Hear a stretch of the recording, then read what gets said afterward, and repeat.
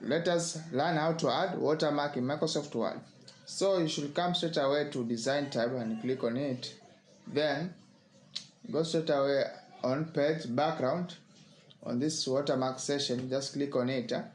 Now there is several types of watermarks. There is the first one that goes from bottom left across top right. This one here.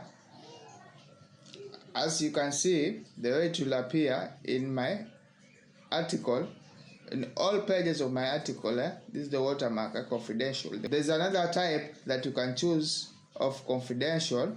Just click on it, that goes from left to right. That way, watermark, it appears also in all pages.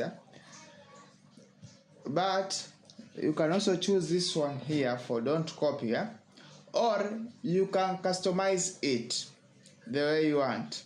Just click on this type of watermark first, and then go straight away to customize watermark, and you edit this wording here. You can put in either the company's name, auto spare parts. You can also choose the font type that you want. Let's say select Roberto.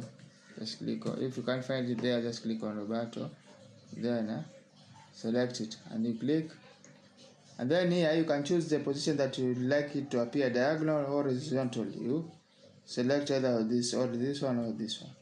The color that you want it to appear in, is it black, dark, or gray, or dark gray? I think this one here is more noticeable.